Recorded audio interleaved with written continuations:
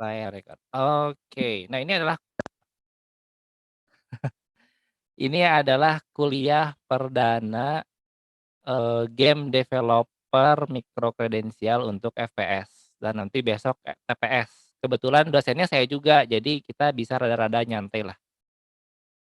Sebelum masuk ke sana mungkin, saya ingin, mengucapkan permohonan maaf dulu kepada teman-teman yang ada di sini karena secara tidak langsung yang apa namanya ya, merancang program ini sebetulnya saya dan teman-teman dari beberapa universitas dan ini program kita sebetulnya harusnya akan launching bulan Juli 2022. Cuman tiba-tiba, dari Pak Dirjen, memberikan lampu hijau. Nah, tiba-tiba kita ngebut lah, akhirnya si programnya diluncurkan bulan Januari. Jadi mungkin ada teman-teman yang merasakan apa, ada yang bingung gitu ya, ada yang pusing, ada yang jomblo gitu kan. Itu saya ngelawak teman-teman, teman boleh boleh ketawa lah. Ini mah susahnya kalau ngelawak pas lagi online gini mah ya, tapi tenang saya punya jurus. Diulang ya, supaya supaya lucunya kerasa gitu. Jadi teman-teman mungkin ada yang pusing, ada yang jomblo, nah minimal ada yang ketawa gitu deh, kalau nggak ada yang ketawa pusing saya nanti. Nah jadi, yang penting nilainya rekognisi luar biasa, mantap, yang penting rekognisi aman kalau rekognisi mah ya, jadi ini saya mohon maaf yang sebesar-besarnya nanti kalau teman-teman mengalami di dalam selama proses, micro credensial ini ada yang masih ada dari kekurangan dari pihak penyelenggara karena kita juga kalang kabut ya, masih kabut juga mudah-mudahan melengkapi berbagai materi. Nah mudah-mudahan nanti di pertengahan Maret, itu bisa, semua materi bisa beres lah, teman-teman bisa mulai, mengikutinya dengan lancar.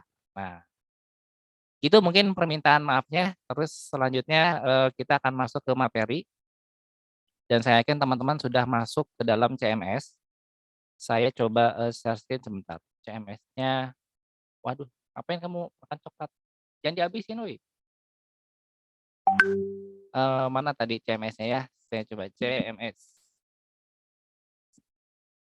CMS, first person shooter. Nah, ini saya coba jelasin sedikit, tombol share screen-nya mana nih? Share screen. Nah, ini nih.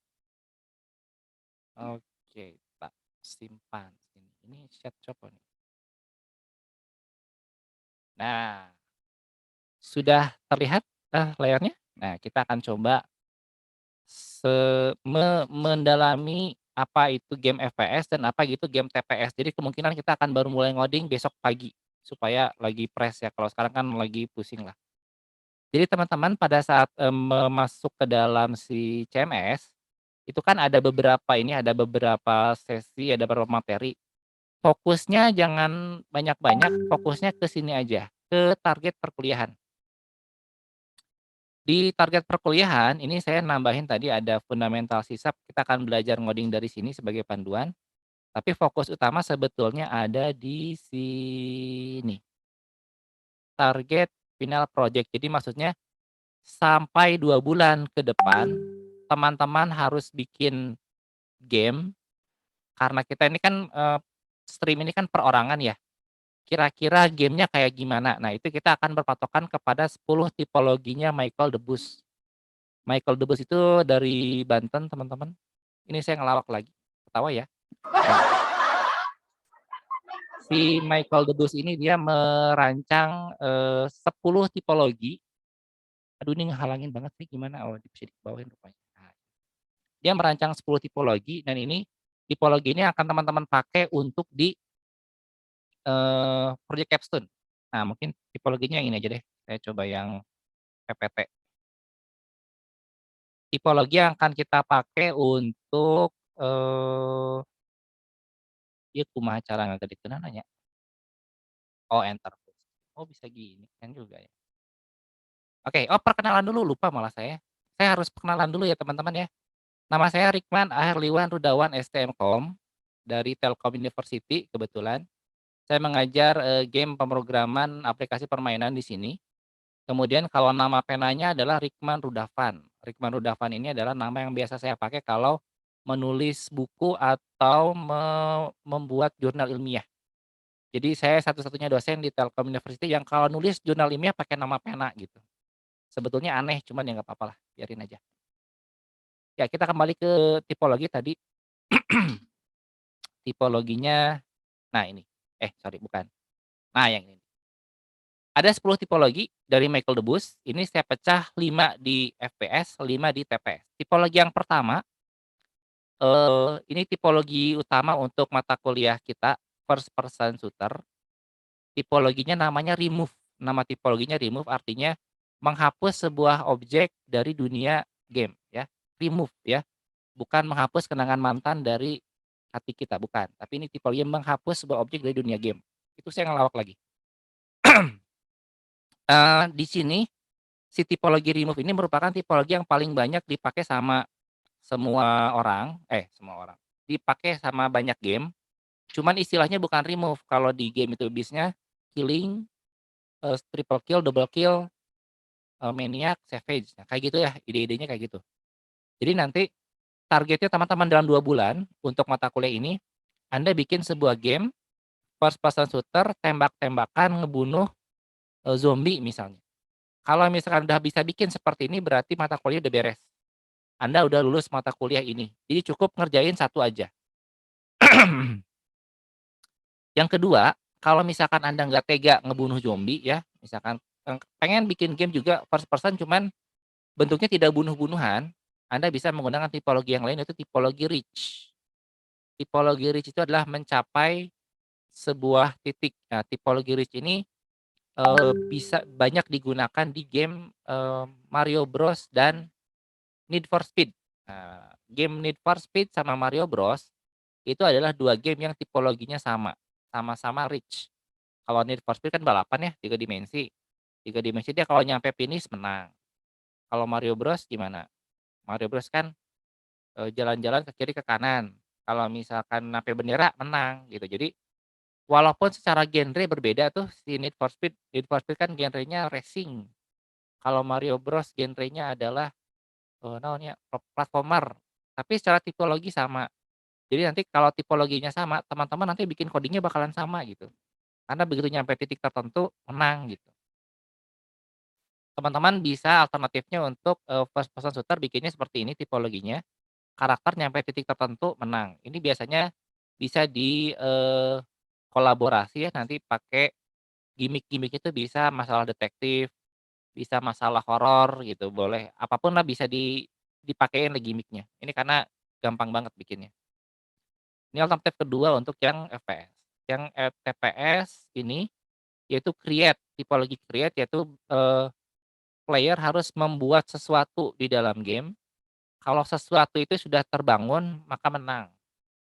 Ini biasanya kayak Minecraft. Minecraft kan suka ada tuh build battle, bangunlah sesuatu, nah kalau udah buat satu menang gitu. Ini, tidak saya sarankan sih sebetulnya karena tidak tidak menarik gitu ya buat buat kita, tapi, buat informasi aja lah. Memang ada tipologi jenis, create. Selanjutnya ada tipologi find, tipologi itu tipe mencari, mencari sesuatu ya.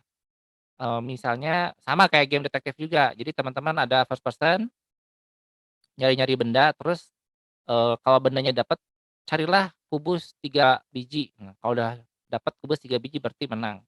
Ini sebetulnya kalau 3 dimensi bentuknya gini, kalau 2 dimensi bentuknya kayak criminal case. Kalau teman-teman pernah main criminal case ada gambar gede tuh, gambar gede, di dalam gambar itu ada banyak sekali barang-barangnya, ada gunting, ada apa, ada, kertas, ada foto mantan di situ boleh. Jadi semuanya dimasukin ke sana, tapi teman-teman tinggal milih, "Tolong carilah gunting." Nah, kan karena gambarnya banyak teman-teman pusing tuh, "Aduh di mana ya guntingnya?" Nyari-nyari. Nah, itu tipologinya find juga. Kalau berhasil mendapatkan benda tertentu dalam waktu tertentu, maka dia akan menang. Ini tipologinya find. Tipologi yang keempat adalah tipologi synchronize. Ini synchronize itu, sebetulnya gamenya adalah untuk ini, untuk, Guitar Hero biasanya. Jadi menyamakan antara gerakan user dengan gerakan game objeknya. Kalau user berhasil menyamakan ritmenya dengan game objek, maka dia akan menang. Ini tipologi 5 tipologi yang dipakai buat, si, FPS ini. Kalau yang TPS nanti 5 setelahnya. Nah, ini untuk masalah tipologi, jadi saya akan coba kasih lihat bentuk dari hasil, gamenya. Mungkin teman-teman yang udah bisa akses sudah pernah lihat, nanti kita lihat cek sama-sama ya. Yang pertama oh ya sebentar, ini saya potong di sini, teman-teman perhatikan pada saat setiap kali game-nya muncul akan ada logo publisher, nanti teman-teman pada saat bikin game-nya harus modelnya seperti ini. Jadi akan ada logo publisher. Logo publisher-nya kita akan menggunakan yang ICE, Indonesian Cyber Education Institute. Nah, pertamanya muncul ini. Kemudian setelah logo publisher muncul kan, pindah scene ada logo developer. Nah, logo developer-nya adalah logo Anda. Boleh pakai foto Anda, boleh pakai nama studio Anda, misalnya, apa namanya, saya belum kenalan juga sama yang lain, pokoknya studio Anda gitu di situ, supaya keren aja sih sebetulnya. Kemudian masuk ke, sini, nah bagian sini sebetulnya kan adalah, game menu ya, game menu. Judulnya bebas, Anda mau ngarang juga boleh, yang penting ada klik tombol begitu masuk, baru ke gamenya. Gamenya juga pendek-pendek. Nah misalkan deskripsi mau bunuh 3 zombie, nah kan 3 zombie emang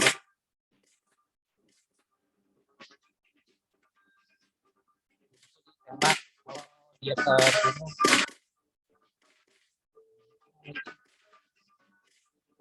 nah sampai sini kalau Anda bisa bikin game sampai sini berarti kuliah ini selesai. Tadi saya dapat kabar dari BINUS katanya, "Wah Pak Rikman ini anak-anak programmer jago-jago Pak." Wah ada yang udah bikin, mata kuliah, apa tadi, Introduction to Unity ya, ada yang anak baru mulai Pak, itu langsung udah beres, saking jagonya dia. Wah mantap juga nih kata saya. Cuman saya nggak mau ketipu teman-teman. Biasanya kalau yang ada jago begitu, yang jago cuma 1 orang. Ini kan kita ada 140 lebih ya. Nah kemungkinan, kalau yang pernah dari pengalaman saya adalah ketika ada sebuah kuliah, kemudian ada 1 orang yang jago, biasanya yang lain itu jadi minder gitu, jadi nggak kebawa jago. Yang satu jago terlalu cepat gitu ya, yang lain teman-temannya ketinggalan gitu kan. Jadi, saya akan coba supaya ini kita kuliahnya agak slow, teman-teman yang jago tolong ngebantu teman-temannya yang di belakang, supaya nanti kita bisa sama-sama lulus lah gitu. Dan juga saya lihat, dari laporan dari teman-teman BINUS juga, katanya kalau kelas ini tuh ini apa namanya, suka membantu dan menolong teman-temannya di forum. Ada yang temannya nggak bisa dibantuin gitu kan. Nah ini menurut saya sebuah habit yang luar biasa kalau di micro kredensial. Jadi Anda harus saling tolong-menolong dan bantu-membantu. Oke kita lihat lagi, sisa dari tipologi yang lain. Ini tipologi reboot ya, jadi pokoknya ada game, ada, yang harus tembak ya, kalau misalkan berhasil dia menang. Ini tipologi yang kedua adalah tipologi, apa nih, Reach. Nah ini yang tadi ya, Anda bisa kolaborasi ini dengan game horor. Reach itu kan pokoknya sampai ke setitik tujuan. Jadi Anda nyari-nyari, zona gelap ya mungkin nanti bisa digabung sama hantu, nah cuman karena saya yang bikin ini takut kalau ada hantu tiba-tiba lagi main, muncul hantunya, kaget. Nah itu ada cahaya di situ, ada lampu, senternya bisa dimatiin, dinyalain. Kalau misalnya dia nyampe situ, menang. Udah beres, ini doang. Sampai sini kuliahnya beres. Jadi Anda boleh pilih yang tadi, yang remove atau pilih yang reach, boleh. Atau yang ketiga, ini yang ketiga sebetulnya nggak rame sih, tapi nggak apa-apa lah, kita lihat aja.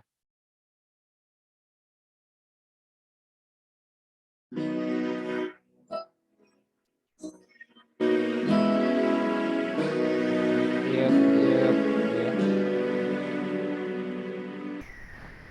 apa, beda boleh. Nah, udah ini doang. Karena fokusnya adalah tipologi create. Ini buat game, jenis-jenis Black atau sandbox lah. Kemudian ini yang keempat, ini adalah apa nih, define, mencari. Nah, ini kan carilah 3 kubus yang ada di sekitar sini. Kita ambil kubus dapat, kemudian nanti nyari lagi kubusnya ada di mana, muter-muter lagi tuh nyari-nyari, mana tadi kubusnya itu. Anda bisa menggunakan game jenis ini untuk game detektif biasanya. Jadi misalnya ada sebuah apa ya, ada sebuah, pencurian, malingnya mencuri permata, permata dan emas, emas dan permata. Coba cari di manakah emasnya. Nah, nanti Anda bisa gabung sama teman-teman di game story untuk bikin ceritanya. dan di game mekanik dicari kira-kira emas sama permatanya dia simpen di mana gitu, karena pencurinya udah ketangkap tapi emasnya belum ada. Anda bisa nyari di situ. Nah ini model-model, ini fine ya mencari. Ini kalau 2 dimensi kalau 3 dimensi, sorry. Kalau 2 dimensi yang kayak criminal case ada gambar di ketik-ketik itu. Nah ini terakhir dapat kubus ketiga. Oke beres, menang. Ini adalah tipologi yang eee, berapa tadi ya? Keempat ya? Lupa saya. Pokoknya define. Terus selanjutnya adalah tipologi yang terakhir, lah mana hilang?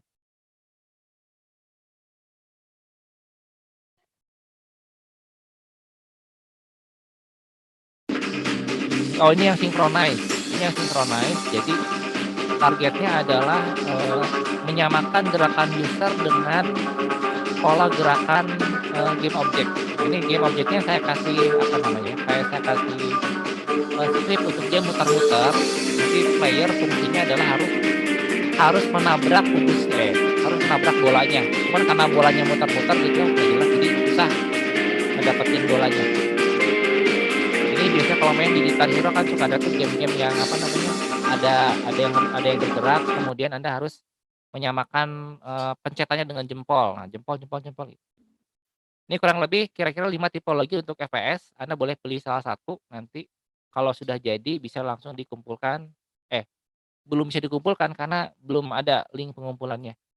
Cuma maksudnya kalau game-nya udah jadi tinggal dikumpulin. Nah itu tadi yang target, ini ya, yang, target, perkuliahan. Nah untuk membuat si FPS ini, saya sudah siapkan juga namanya predefined project ada di sini. Ini ada predefined project ya, predefined project itu adalah isinya adalah semua source yang Anda butuhkan untuk membuat si FPS tadi. Termasuk contoh-contoh, FPS yang sudah ada di videonya juga ada di sini sebetulnya. Jadi nanti Anda mendownload si resource ini, kemudian, mau milih salah satu mau yang mana atau mau milih lima-limanya boleh, di-download si resource-nya kemudian diimpor ke dalam Unity semua. Di situ nanti akan ada 2 folder, folder yang pertama itu adalah folder, problem, yang keduanya adalah problem solution. Kalau yang folder problem itu isinya masih kosongan, itu nanti Anda mulai kerja dari sana. Tapi kalau folder solution itu nanti sudah jadi si gamenya, Anda tinggal me apa namanya, tinggal mengikuti tinggal nyobain, tinggal nge-play aja gitu maksudnya. Anda tinggal nge-play aja si folder solusi, sudah jadi sebetulnya. Cuman di sini, karena target kita adalah bukan sekedar lulus di mata kuliah ini, tapi juga Anda bisa masuk ke project capstone dan juga bisa mendapatkan pendanaan. Harapan saya sih Anda bisa dapat pendanaan nanti pas project capstone. Jadi makanya teman-teman yang di programmer ini bebannya agak berat karena harus meng-carry teman-temannya yang di stream lain. Karena kan bagaimanapun si game itu hanya akan bisa jalan kalau ada yang ngoding di sini. Kalau cuman yang ngedesain doang nggak bisa, yang artis doang nggak bisa juga, kalau yang project management nggak bisa juga. Kalau yang, satu lagi apa ya, story, desain, sama artis, sama edukasi itu nggak bisa juga. Jadi, eee, tumpuan harapannya ada di programmer gitu. Kalau programmer berhasil bikin gamenya, teman-teman yang lain bisa kebawa.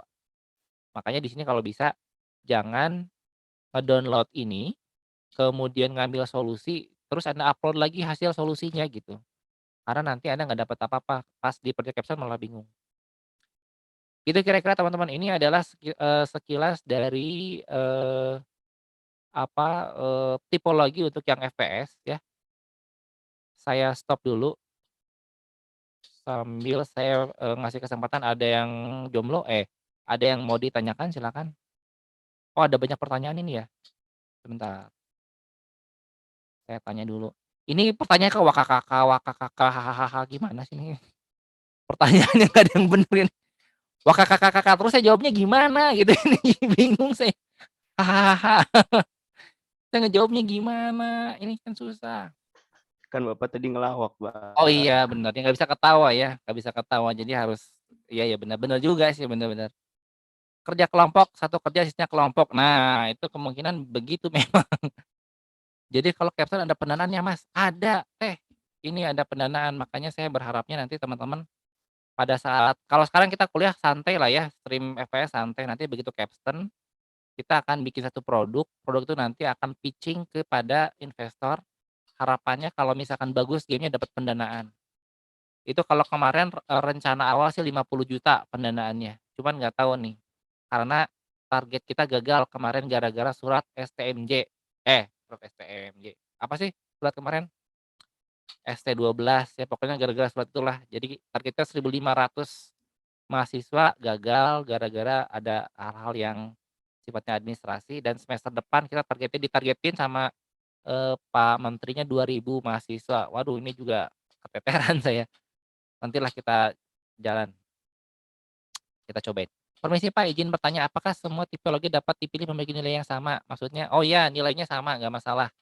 Jadi kalau di sini, tidak ada perbedaan nilai. Yang mau, pakai remove silakan, kalau mau yang pakai, apa namanya, mau pakai reach boleh, mau pakai fence. Pak mau nanya kira-kira tentang informasi AI dalam oh informasi AI. Sebetulnya kalau di AI, saya belum masuk ke AI ya di FPS kemarin, itu saya cuma ngasih script buat jalan. Nanti, besok ya, besok nanti kita akan besok mulai coding, FPS dan TPS. Nanti saya kasih tahu rahasianya. Wah kepikiran multi agent. Nggak gitu juga, saya bikinnya pakai pakai script translate aja. Ini makanya udah jago nih, Fauzi Maulana, keren banget, multi agent loh. Ada yang ngerti nggak multi agent? Saya aja nggak tahu multi agent apaan, udah keren. Kalau Capstone dimulainya kapan? Capstone dimulai setelah bulan April, 11 April apa 14 April ya, saya lupa. Pokoknya 2 bulan ini kita beres, teman-teman, menyelesaikan game FPS sama TPS, dimasukin ke CMS, habis itu kita langsung project Capstone. Nanti project Capstone akan dipimpin sama UI, Universitas Indonesia. Mereka yang akan membagi kelompoknya siapa aja, kayaknya digambreng gitu ya, dikocok gitu, siapa yang dapat kelompok mana, desainer dapat dari universitas mana, programmer dari universitas mana, digabungin semua nanti akan dikembalikan ke, masing-masing dosen di, universitas. Satu dosen kayak saya nanti akan membimbing mungkin maksimal 2 tim. Harapannya 2 tim ini bisa dapat pendanaan. Kan enak tuh kalau misalkan setim dapat 50 juta, 2 tim 100 juta. Itu bayangin kalau dibeliin cendol ya, itu waduh bisa berenang kita di cendol. Dah, untuk itu untuk semua kelompok atau berapa kelompok aja? Bentar, Okta maksudnya gimana Okta? Izin open mic. Jadi itu untuk cuma 2 orang kelompok terbaik aja atau gimana? Atau semuanya bakal dapat berdasarkan gamenya Oh juga iya, gitu? nah itu pertanyaan yang bagus masalah masalah duitnya, saya belum tahu, anggarannya akan dapat berapa kemarin. Karena, eee, targetnya itu kan ada 50 kelompok yang didanai, harusnya ya, di pertemuan awal. Nggak tahu nanti kalau ke depan karena kita kan dari 1.500, mahasiswa targetnya kan cuma 600 ya. Nah ini mungkin tidak akan 50 kelompok, mungkin hanya beberapa kelompok lah, tapi peluangnya cukup besar sih. Tapi nanti kita lihat, hasil dari, tim tim apa namanya ya, tim yang mencari pendanaannya lah. Saya sih mudah-mudahan berdoa, jadi teman-teman juga berdoa ya, kita banyak-banyak berdoa mudah-mudahan negosiasi mereka berhasil gitu kan, nanti pendanaannya bisa lebih banyak. Final project-nya sesuai dengan desain aset dari materi atau boleh pakai dari yang lain? Final project oh boleh boleh pakai yang lain. Ini maksudnya Leontina untuk final project ini ya, final project stream ya, FPS ya? Yo Leon. Boleh boleh pakai yang lain, nggak usah pakai dari aset yang saya. Jet Chill user ya Pak? Wah Dio Novan, oke. Kamu di sini juga Dio? Mana si Dio, eh? Ya Pak, saya di sini Pak. Saya kaget banyak mahasiswa saya di sini. Ya Izin kali bertanya lagi Pak. Pak, sini Pak. Apa? Apa yuk? Banyak yang ikut Pak di sini Pak. Oh banyak yang ikut? Wah mantap nih, kita bisa ini dong, bisa reuni. Reuni. Izin bertanya lagi Pak, kalau AI di Unity apakah behavior based atau seperti Unreal Engine? Kalau AI di Unity itu bisa macam-macam, bisa pakai script manual, kalau pakai package aja tuh banyak juga tuh ada AI yang udah jadi ya, atau bisa menggunakan behavior tree sama, ada juga yang pakai behavior tree, cuman itu beda package, mesti dicek sih package-nya mau yang kayak gimana. Kalau saya biasanya pakai yang script, karena kalau yang script mah gampang, ininya apa, coding-nya. Baik, ini, udah ya, beres, pertanyaannya sudah beres, jadi saya akan coba lanjutkan lagi ke TPS. Jadi hari ini fokusnya pengen, teori untuk yang FPS sama TPS diberesin, baru kemudian kita masuk ke, eee, coding-an untuk, game-nya. Karena ini dosennya sama, saya juga, jadi sekalian aja saya coba jelasin juga yang TPS, pembuatan game third person shooter.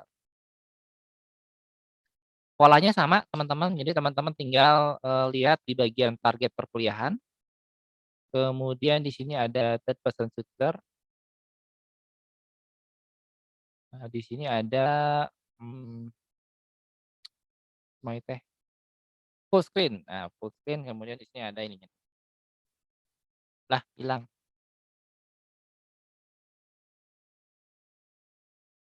Ya, kok hilang? Ya hilang. Jangan nge-lag dong.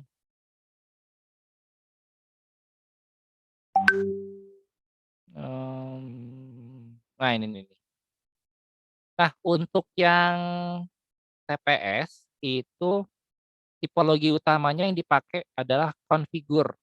Configure itu adalah, sebuah tipologi yang paling banyak digunakan di game RPG biasanya. Jadi configure itu konfigurasi, apa namanya ya, kalau yang ini mah kalau yang, dulu mah game puzzle, tahu nggak? Kayak game jigsaw puzzle tuh. Jadi Anda udah tahu harus menyelesaikan puzzle tuh, jadi kan ada gambar dipotong-potong ya. Nah, cuman masalahnya untuk supaya gambar jadi beneran, Anda harus mengkonfigurasi, rada bingung tuh apa, menyusun gambarnya. Nah, ini juga sama, configure itu misalkan Anda harus pergi ke lokasi partikel melayang, ya Anda udah tahu harus ke sana, cuman cara ke sana gimana gitu. Jadi harus nyari-nyari apakah ada pintu rahasia, apakah harus, ada ngebunuh monster, apa harus ada apa. Nah, itu kurang lebih yang game-game yang banyak dipakai di game RPG seperti itu, tipologi configure. Kemudian ada tipologi choose, ini sebenarnya tipologi untuk, game kuis biasanya, cuman saya pakai di sini supaya, Anda kebayang kalau misalkan ketika Anda main sebuah game, kemudian ada tombol-tombol kayak gini, nah itu pakai tipologi choose. Bisa untuk gamenya kuis atau game, visual novel, itu sama ada ABCD-nya. Kemudian tipologi obtain, ini tipologi obtain biasanya, eee, game yang, fokus utamanya adalah mendapatkan sesuatu. Jadi walaupun musuhnya ada 1000 gitu ya, kadang-kadang Anda nggak perlu membunuh semua musuh, Anda cukup fokus ngambil satu benda yang kalau Anda dapat benda itu Anda menang. Kalau yang ini optimize, ini adalah game yang tidak jelas, maksudnya, game ini biasanya, eee, si ending-nya tuh nggak jelas gitu, kayak game-game Flappy Bird tuh kan nggak jelas tuh ya. Flappy Bird itu kan game-nya terus-terusan aja, Anda main terus sampai dia mendapatkan nilai tertentu, jadi nggak jelas lah pokoknya. Nilainya bertambah terus, biasanya kalau game-game unlimited itu begitu. Karena ada game solve, ini juga sama dengan configure, cuman bedanya dia, eee, lebih susah karena lebih nggak ada petunjuk. Nah, ini saya kasih contoh si gamenya, kita lihat yang di ini apa nih, ini yang configure ya, seingat saya.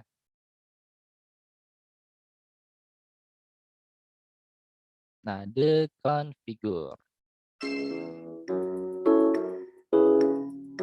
Nah, di sini kan configure artinya tuh, pintu ini terkunci. Nah, artinya Anda sudah tahu bahwa, finish-nya di belakang pintu ini.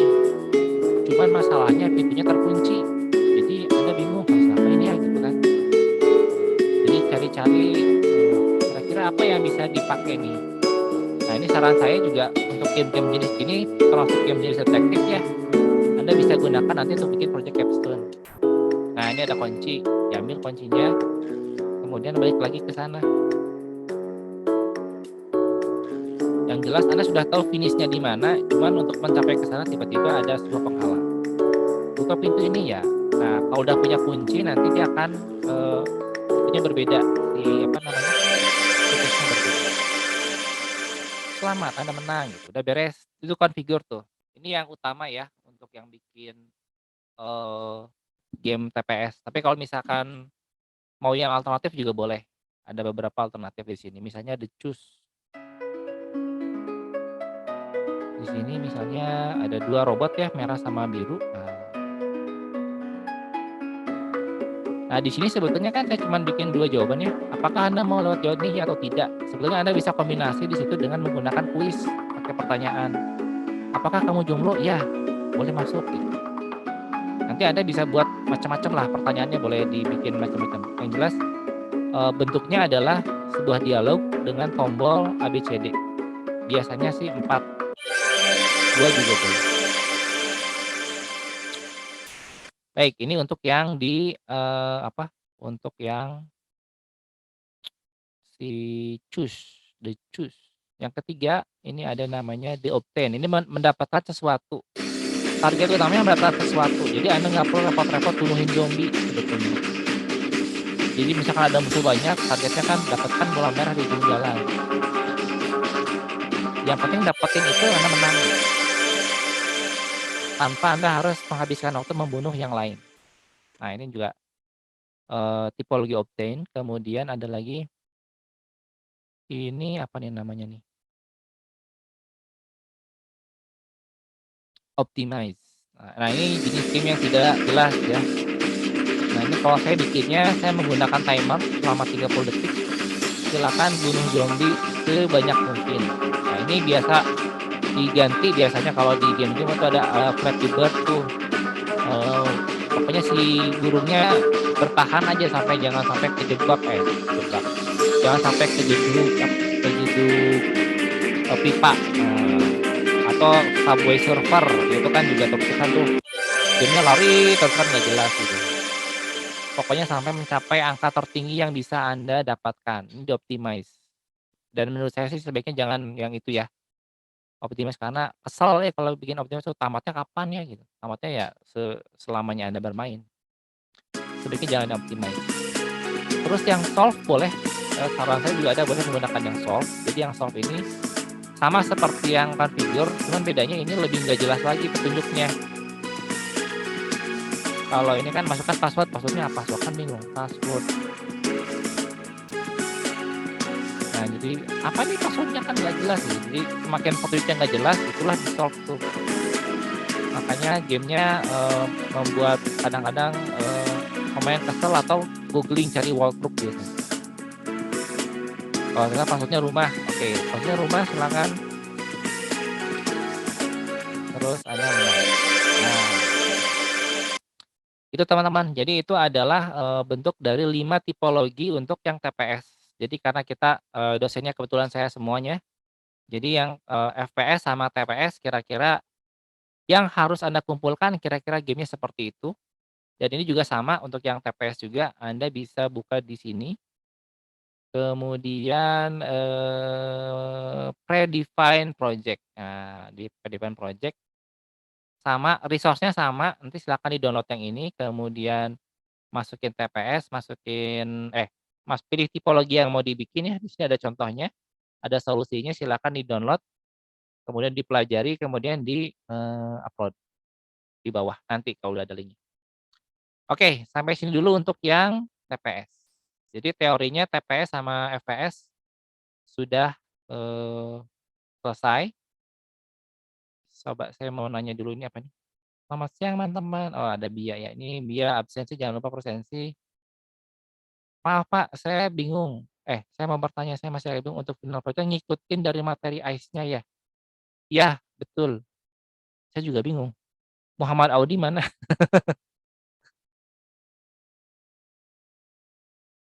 Muhammad Audi ada? Siapa sih namanya? Muhammad, nggak kelihatan lagi. Ya, Pak. Audi Pratama. Gimana Mas Muhammad Audi? Iya, Pak. Itu ngikutin yang dari download Bentar, bentar. link itu ya, Pak? Gimana? Untuk final project-nya itu ngikutin dari download link yang tadi itu ya, Pak, yang di ICE itu. Ya, Yang di betul, materi ICE betul. itu ya, Pak. Betul. Ngikutin aja itu nggak apa-apa, Pak? Ngikutin aja nggak apa-apa. Jadi tinggal ngikutin aja. Cuma mungkin jangan sama persis juga kali ya. Itu kan kalau misalkan Anda ngedownload si project-nya, jadi kan itu kan ada materi ya sorry. Itu kan ada materi sebetulnya di dalam ini nih, di dalam, sini. Nah, di sini kan ada materi ya, ada materi sebetulnya. Materinya bisa Anda ikutin, tapi untuk yang, project predefined project itu skripnya tidak semuanya ada di materi. Jadi kalau yang di sini mungkin, sebagian skripnya sudah ada, tapi skrip yang lengkap sebetulnya ada di sini, di bagian, aduh mana ini, eee, nah ini nih. Jadi kalau teman-teman saya sarankan download dulu yang ini deh, download dulu yang di sini. Maaf Pak, belum share screen. Oh, sorry sorry sorry. Nah ini, bentar bentar. Eee, jadi di setiap sesi itu kan ada materi ya, di setiap sesi mungkin saya contohin misalkan yang, apa ya, yang ini deh, pergerakan sistem di ruang 3 dimensi. Pergerakan sistem di ruang 3 dimensi ini ada materi. Cuma materi ini kan tidak spesifik untuk game TPS atau game FPS. Ini materinya bisa dipakai, untuk game apa aja sebetulnya. Yang jelas dia bergerak dari satu titik ke titik yang lain. Ini kan ada hello world tuh, hello world-nya saya skip deh. Oh oh oh. Nah ini nih, ini kan ada, script untuk bergerak menggunakan, keyboard. Jadi nanti ada si aksesnya bisa dimasukin kemudian ditampilin dulu dalam, konsol. Nanti kalau sudah nanti akan digabungin kepada pergerakan. Nah ini kan sebetulnya bukan TPS, bukan FPS, ini mah ini, materi standar aja. Nah untuk script yang lebih lengkapnya itu ada di sini. Jadi kalau Anda mengikuti si, eee, teori yang di sesi-sesi ini, itu kemungkinan besar bisa juga, cuman akan lebih lengkap kalau materi ini ditambahin dengan yang ini. Karena di sini ada materi-materi yang, ada skrip-skrip yang tidak ada di materi gitu, yang di sini. Contohnya misalkan tadi ada skrip apa ya, coba kalau kita lihat video ya, saya kasih lihat di video ini, videonya mana tadi?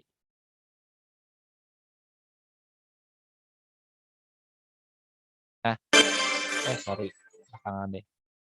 Ini lihat yang ini nih, yang, pada saat pertama kali muncul. Nah, pertama kali muncul kan ada logo publisher, kemudian logo developer. Nah, ini kan sebetulnya di materi mah nggak dibahas untuk perpindahan dari satu scene ke scene yang lain. Harapan saya ini udah dibahas sama Binus di Introduction to Unity. Nah, kalaupun ternyata kelewat, nggak apa-apa. Di dalam, predefined project itu ada skripnya. Teman-teman tinggal lihat si, ininya, si skripnya di sini. Nah, di sini. Nanti teman-teman tinggal download aja sih. Saya juga belum ngecek bisa ke-download nggak ya. Nanti teman-teman tinggal di-download, kemudian di dalam skrip itu ada kumpulan skrip yang, bisa dijadiin apa ya, bisa dijadiin pedoman untuk melengkapi yang di PowerPoint. Karena tidak semua skrip saya masukin ke PowerPoint, banyak juga gitu. Gitu kira-kira untuk yang, Mas nanti, mulai besok deh, mulai besok pagi kita akan mulai, lebih detail untuk pengerjaan projeknya. Jadi kalau sekarang kan pertemuan pertama ya, jadi saya lebih, memastikan Anda memahami bagaimana cara memahami si AIS platformnya, kemudian tugas Anda selama 2 bulan ngapain, itu dulu deh. Gitu ya Mas Muhammad Audi, aduh banyak banget nih nanya. Makasih Pak.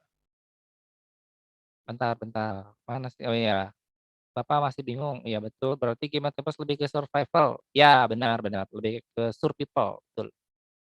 Permisi Pak, yang bertanya untuk personalnya apakah TPS atau FPS digabung Pak? Karena saya bingung kalau pertemuan digabung materinya kan harusnya sama. Jangankan Anda, saya juga bingung. Jadi, nanti saya akan coba nanti TPS sama FPS sebetulnya gini teman-teman, eee, TPS sama FPS itu codingannya mirip-mirip. Jadi kalau Anda udah bisa bikin FPS, harusnya bisa bikin TPS gitu.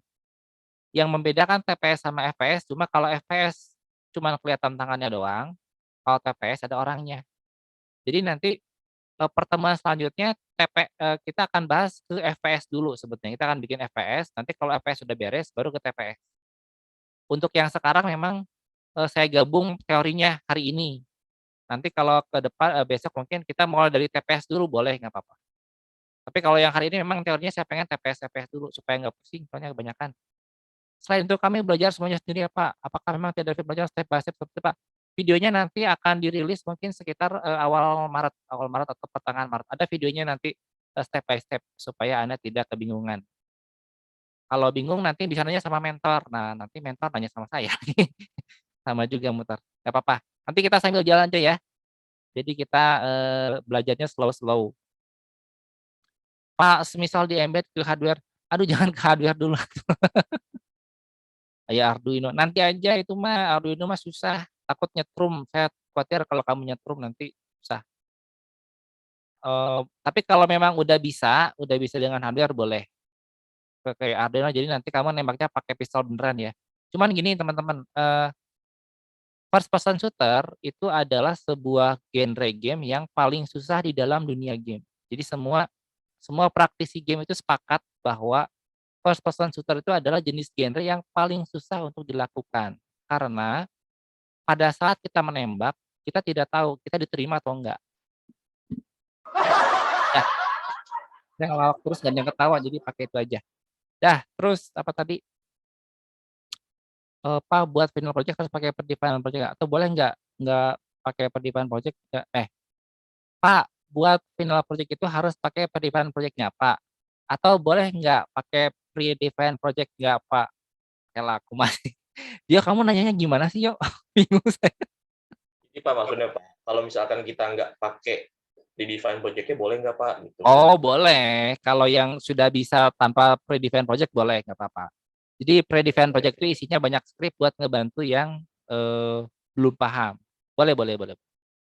Berarti di luar dari define project itu berarti boleh Pak ya? Bisa kita bikin Boleh. Jadi nggak usah predefined project banget, boleh, boleh. Oke, Pak. Terima kasih Pak. Itu nanti input database juga Pak. Tadi kan nampilin password. Enggak nampilin, enggak pakai database itu bohongan itu mah. Tipu-tipu aja. Tapi emang kelihatan kayak database padahal enggak, bohongan. Nanti kita bahas satu ya mudah-mudahan keburu. Nanti saya juga sambil jalan membuat videonya juga, video pembelajarannya juga supaya Anda bisa melihat sedikit-sedikit. Jadi kita cuma bikin satu lagi Pak, buat final project, TPS dan TPS. Ya jadi TPS satu tipologi, FPS satu tipologi. Kan tipologi ada 10 ya. Tipologinya ada 10, saya bagi 5-5, FPS 5, TPS 5. Dari 5 itu Anda pilih salah satu. Pak, izin bertanya untuk final project tipologi remove, apakah nanti bullet-nya harus menggunakan fisik? Harus menggunakan fisik, karena kalau nggak pakai fisik nggak kedetek nanti. Kalau di Unity harus ada.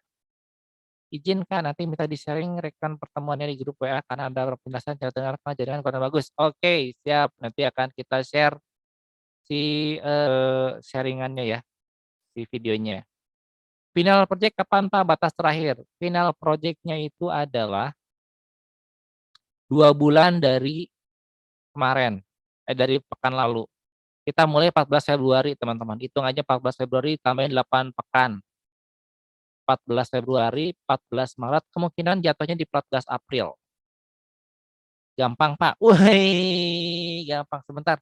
Datu Jatnandi, mana coba?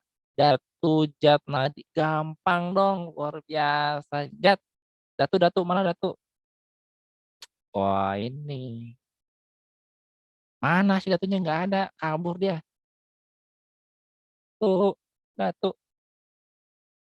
Datu Jatnadi Putra Kusuma. Oh, ada nggak orangnya di sini? Nggak ada ya? Nah, kata Datu gampang katanya nanti bisa gampang ya. Hahaha. Ini kalian pada ketawa di sini gimana bingung saya. Hahaha. Oh gini aja lah pakai suara ini.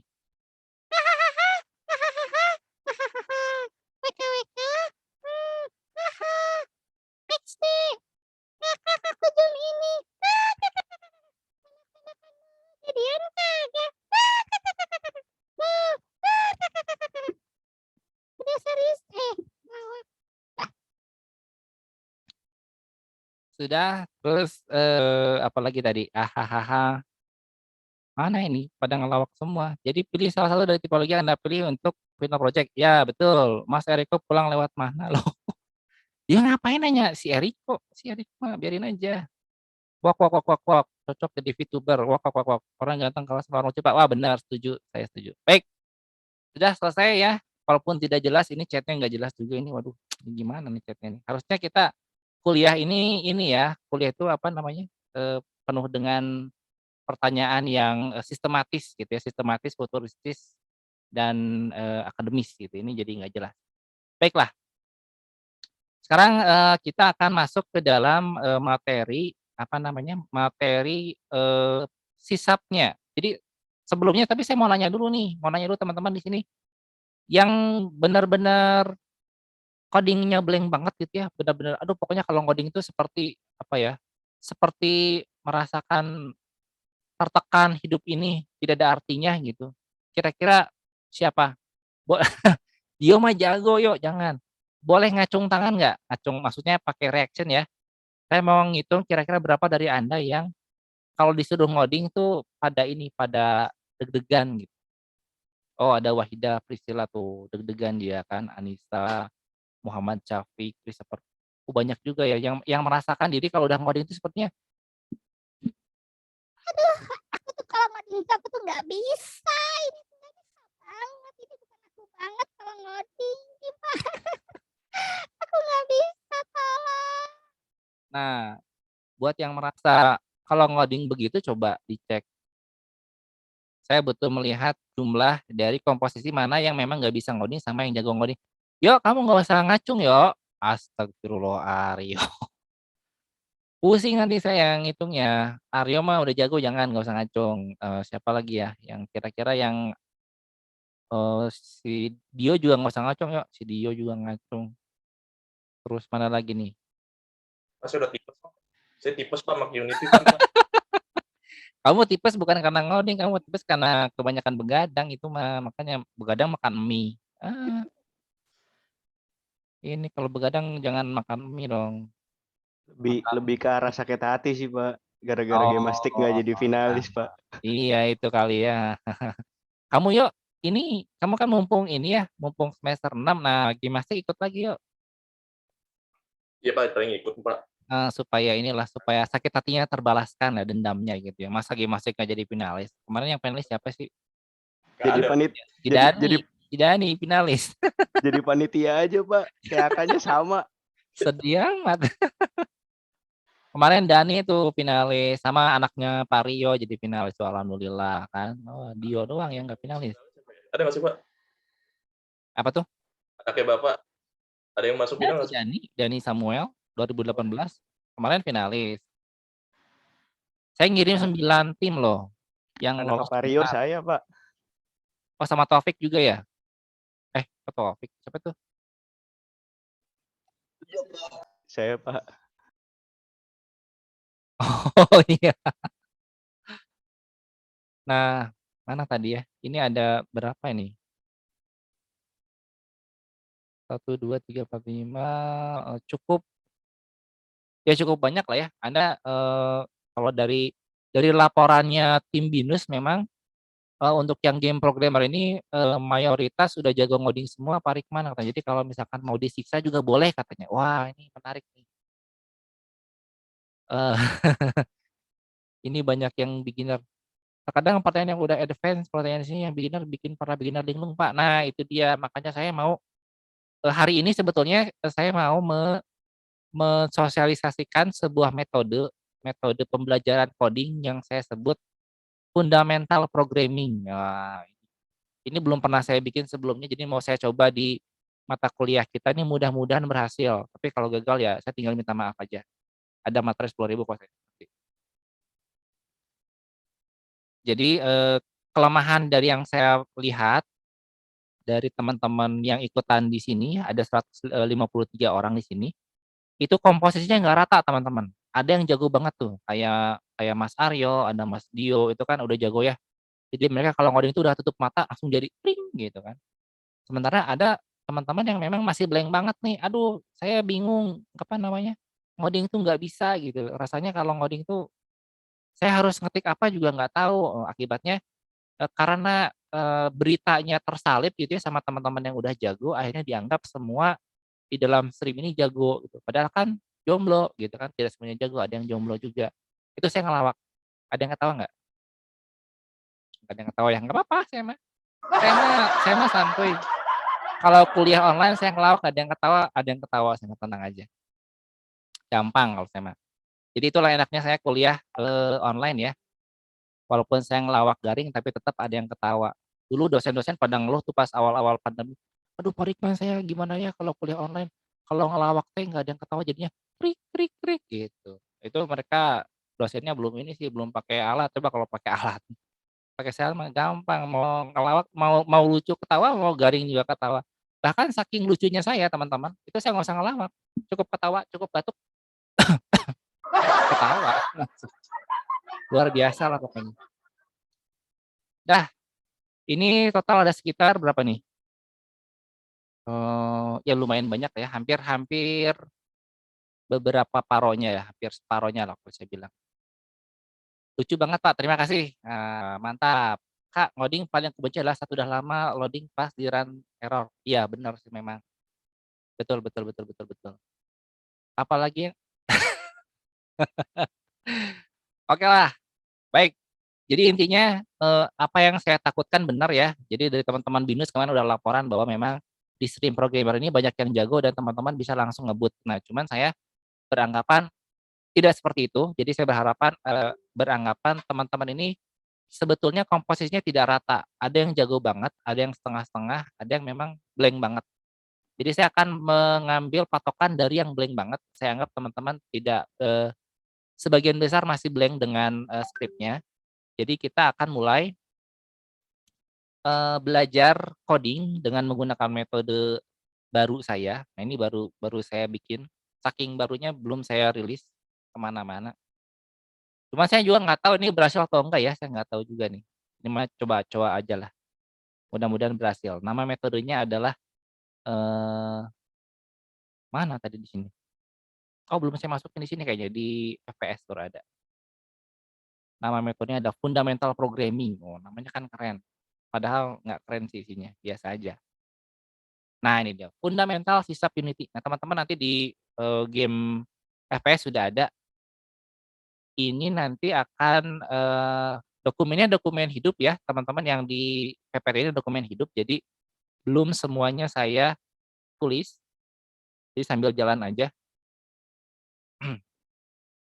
Nah, kita akan coba membahas bagaimana caranya Anda sebagai programmer Unity yang baru pertama kali belajar Unity, coding.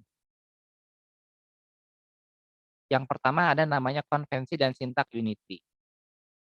Di sini ada kalau Anda mengikuti pernah di kampus Anda kuliah apa tuh kuliah pemrograman berorientasi objek, algoritma pemrograman itu teorinya banyak pokoknya ya. Ini saya untuk khusus buat yang Unity Anda cukup fokus kepada ini aja, 3 grup aja. Anda harus memahami masalah kelas, Anda memahami prosedur, Anda memahami fungsi. Cuman itu doang. Supaya Anda nggak terlalu banyak mengingat yang lain-lain.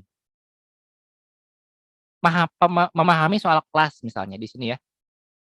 Jadi kalau Anda ngoding di Unity, Anda nggak perlu tahu banyak-banyak, Anda cukup tahu kalau nanti Anda ketemu script Unity, Anda nulis codingannya di sini atau di sini, atau kalau bikin variabel di atasnya, atau kalau misalkan bikin fungsi di bawahnya, ada start update di bawahnya. Jadi ini harus Anda hafalin teman-teman. Kalau jadi programmer di Unity, tanpa Anda harus tahu ini kenapa sih mono behavior, ini kenapa sih ada public, ini ada class, ini kenapa sih ada kurung crawl block, kurung crawl loop. Anda nggak usah mikirin itu. Pokoknya begitu buka script Unity, bingung, tulisnya di sini, di sini, di sini atau di sini. Itu dulu yang harus dipahami buat teman-teman yang baru di Unity ya. Terus yang kedua adalah, nah ini masalah prosedur. Jadi di Unity itu kan ada istilahnya kelas, metode, dan submetode, dan juga ada parameter. Ini kalau kita memahami ini tuh bingung sebetulnya. Jadi teman-teman kalau memahami satu script ini, Anda cukup memahami filosofi ngambil koin di lantai.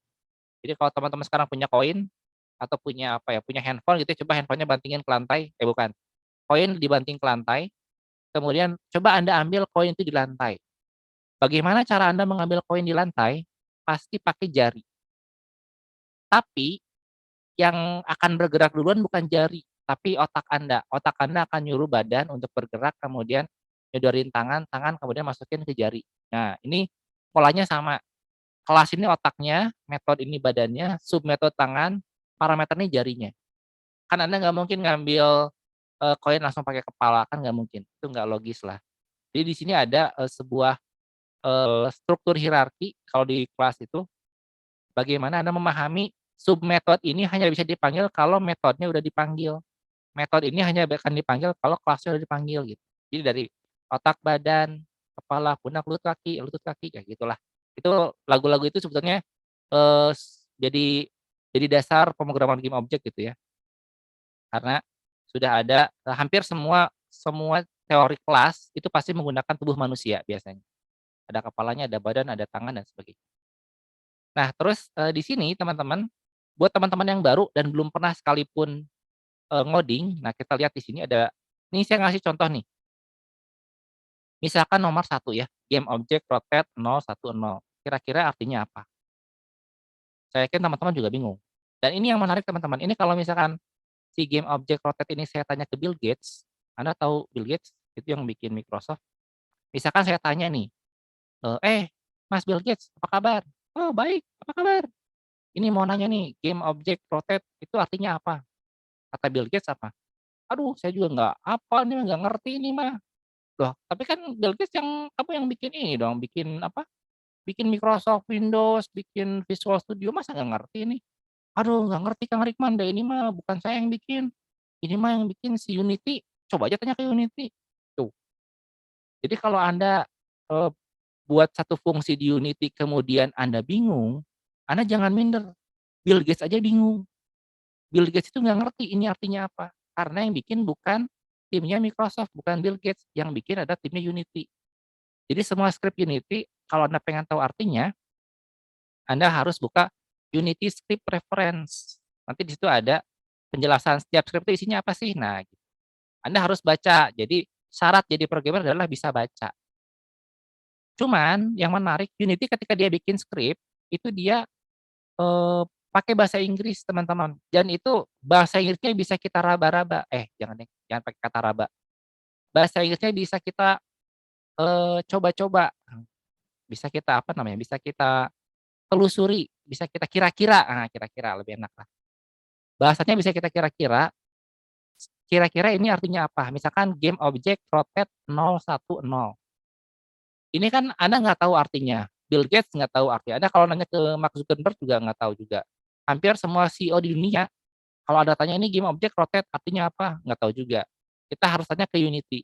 Cuman kita bisa kira-kira nih, kemungkinan ini perintahnya adalah game object, di rotate, berputar ya, berputar rotate itu 010. Nah, 010 ini kemungkinan kalau di 3 dimensi itu X, Y, Z. Berarti ini satu baris ini kemungkinan sebuah objek berputar di sumbu Y. Kemungkinan. Kalau salah ya minta maaf aja gitu. Cuman kemungkinan seperti itu.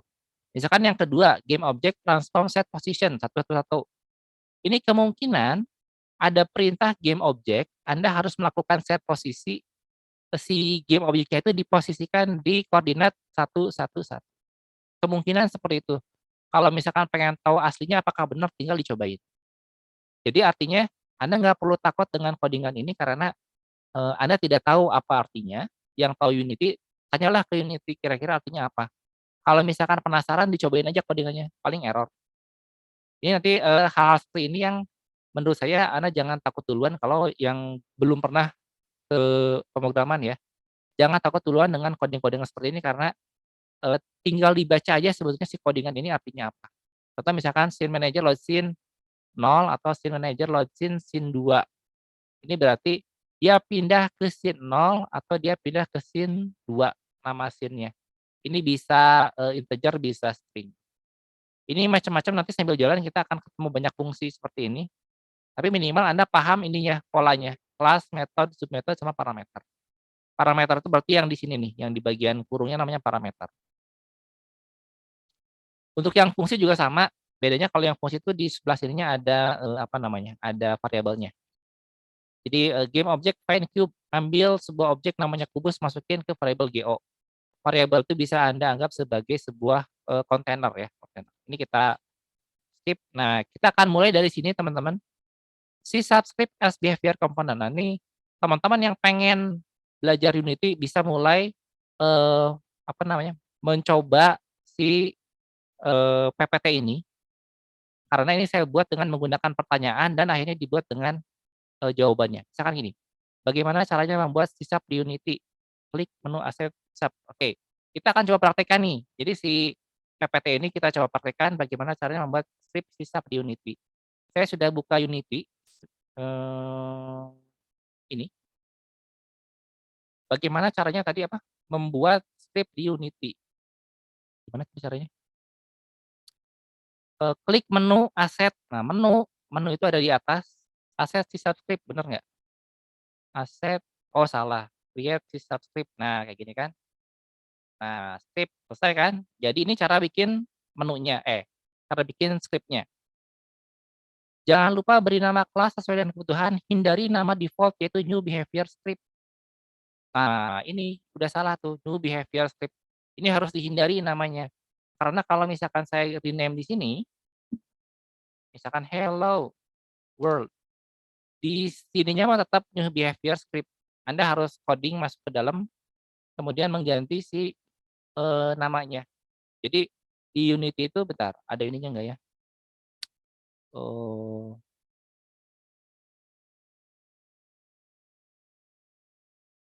Nah, ini nih. Jadi syaratnya adalah nama yang sama antara file dan kelas. Jadi ini ketika Anda membuat script di Unity, hindari new behavior script. Jadi saya coba ulang lagi, bikin scriptnya mana tadi? Mana Unity-nya?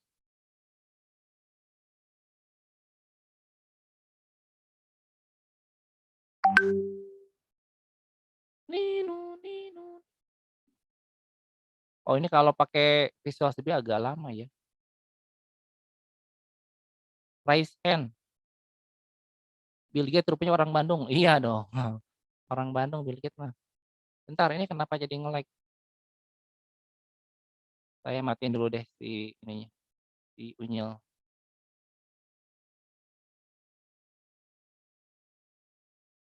Aduh, nge-lag tuh.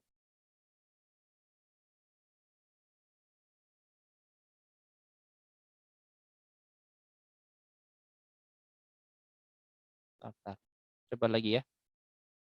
Saya delete aja dah. Saya delete dulu. Tadi di PPT nomor 1 itu apa? Hindari new behavior script. Jadi ketika Anda bikin script, sebisa mungkin harus langsung kasih nama. Create si subscript, ini kasih nama misalnya tadi hello world. Ini saya pakai ini aja ya, saya pakai notepad aja lah. Biar gampang. Nah, kayak gini.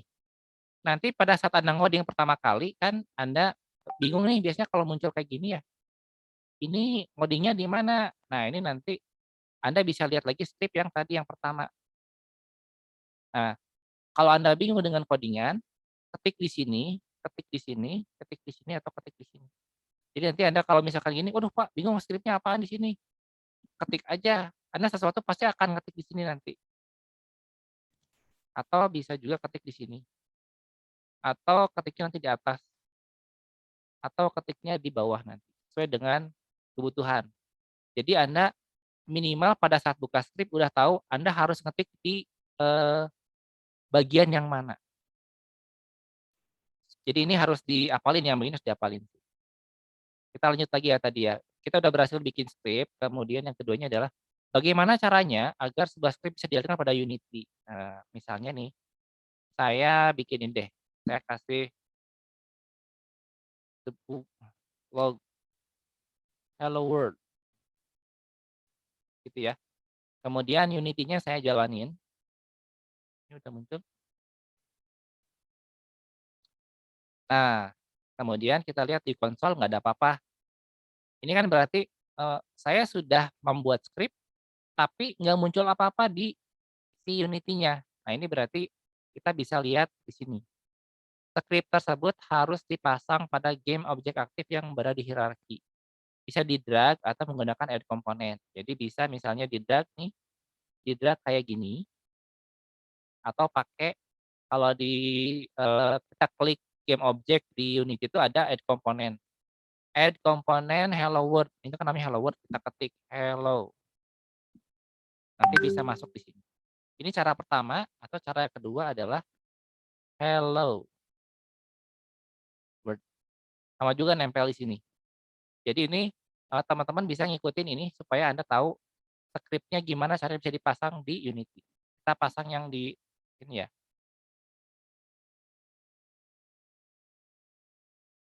Nanti akan muncul hello world 1. Kemudian, pertanyaan selanjutnya biasanya kalau pada saat nge-drag, teman-teman harus, biasanya akan bertanya, "Itu si script dipasangnya di game objek yang mana? Kalau saya pasang di sini boleh nggak?"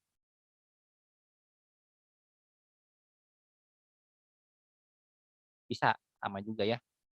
Oke. Terus kalau misalkan saya bikin game objek baru, misalkan saya bikin game objek 3D objek kubus gitu ya di sini.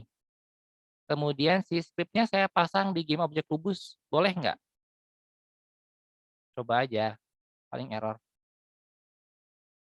Coba play. Bisa teman-teman, masih muncul. Ini artinya kalau ada script yang bisa di-drag ke berbagai game objek dan hasilnya nggak masalah, tuh klik lagi. Mudah-mudahan lama. Lumayan cepet ya. Kalau ada script yang misalkan dia bisa dipasang di game objek manapun dan ternyata dia tidak masalah, berarti itu si script itu memang netral. Dia bisa dipasang di game objek manapun. Tapi, nah ini ada tapinya. Misalnya saya tambahin script-nya ya, saya ubah script-nya jadi, aduh nggak bisa diklik lagi.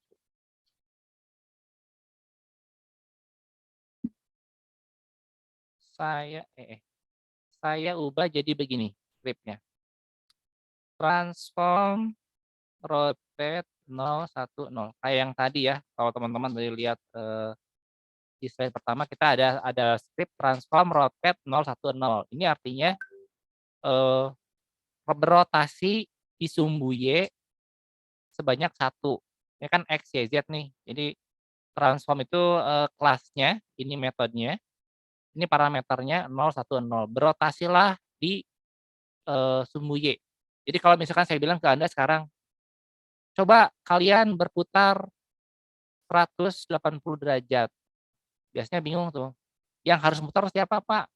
Yang harus muter kaminya, laptopnya, atau kursinya, kan bingung tuh. Karena ini nggak jelas perintahnya, pokoknya berputarlah 180 derajat. Nah, ini juga sama, berotasilah di sumbu Y. Nah, perintah dari skripnya begitu, pokoknya kamu harus berotasi di sumbu Y. Yang rotasi siapa? Eee, yang mana yang harus berotasi gitu kan. Sementara Unity kan syaratnya tadi, sebuah game objek itu bisa dijalankan kalau dia udah dipasang di game objek yang aktif. Di sini teman-teman, biasanya kalau yang baru-baru akan nanya, "Ini Pak, di drag-nya ke yang mana?" Pertanyaannya kan. Karena saya bingung, coba aja kita drag. Kalau misalkan saya drag ke sini, ke kamera, jadi di kamera ada hello world ya, yang skripnya ada berputar, coba kita play. Apa yang terjadi? Yang terjadi adalah kameranya muter. Biasanya kalau begini baru mahasiswa teriak, "Pak, bukan itu Pak yang diputar, maksud saya yang diputar kubusnya." Loh, kalau memang kubusnya yang pengen muter berarti di-drag-nya jangan ke kamera, di-drag-lah ke kubus. Nah, jadi nanti kubusnya yang muter. Skripnya sama-sama muter, tapi di mana dia, dipasang, dia akan berubah sesuai dengan kebutuhan skripnya. Atau misalkan kita pasang juga deh ini ke directional light. Jadi kubusnya muter, langitnya muter, gitu ya. Atau supaya lebih pusing lagi, kita pasang di main kamera, gitu kan. ini kubusnya muter, pusing lah pokoknya. Ini semua semuanya pada muter, teman-teman. Ini saya ngelawak. Ketawa. Nah, jadi artinya adalah, eee, ketika Anda membuat skrip di Unity, Anda itu kadang-kadang hanya perlu membuat skrip satu kali, tapi skrip itu bisa digunakan berkali-kali di objek yang berbeda. Jadi semakin jago Anda bikin skripnya, maka Anda cuman kerja sekali, tapi nanti skripnya tinggal di-drag gitu. Sama seperti yang saya bikin di, predefined project. Itu saya ngodingnya cuma sekali, cuman di semua yang 10 tipologi itu saya menggunakan skrip yang sama sebetulnya. Dengan satu skrip saya bisa bikin 10 tipologi, padahal skripnya sama. Ini, apa namanya, slide yang ini teman-teman sudah bisa mulai coba kalau pengen pemanasan dulu sebelum kita mulai besok ya di, perkuliahan yang coding kita, besok akan mulai masuk ke project-nya. Cuma untuk yang sekarang sambil jalan kita bahas dulu, eee, apa namanya ya, awal-awal kita bikin coding pakai Unity lah. Nah, ini juga menarik nih. Ini, kemarin saya dari BINUS juga dari teman-teman mentor juga banyak yang, apa namanya, dapat error ini gitu ya. Pada saat mereka ngedownload tiba-tiba skripnya error. Nah, ini menarik. Baik, ini saya masukin skripnya ke sini ya, saya masukin skrip ke Kubus, kemudian di-play. Jadi, apa namanya, si skripnya aman, project-nya aman dan bisa di-play. Nah, di Unity, ini Unity menarik. Unity itu adalah, error bisa terjadi jika ada statement error dalam kelasnya. Kita buka misalkan yang hello world ini, kemudian ini saya kasih huruf S aja di sini. Kan kalau kasih S, error kan? Bukan dingin, kalau itu mah es beneran, ini mah transform di es gitu. Kalau kita play, maka dia harusnya error. Nah, muncul kayak gini. Ini teman-teman, hampir 99% mahasiswa yang error di Unity menampilkan ini. All compile error have fixed to apa sih, has to be fixed before you can enter play mode. Jadi selalu, ngasih ke saya tuh, "Pak, saya error." Yang di screenshot yang ini. Error-nya kenapa ya, Pak, ya? Ya nggak tahu atuh, karena yang Anda tampilin yang ini. Ini sama seperti bilang, ke ibu Anda, "Mah, saya sakit, kira-kira saya sakit apa ya?" Gitu. Kan ibu Anda bukan dokter. "Pokoknya saya sakit, sakitnya sakit apa ya?" Itu, pertanyaannya susah susah dicari jawabannya. Sama kayak Unity kalau Anda error, pada saat di screenshot-nya jangan yang ini teman-teman, jangan yang tulisan ini.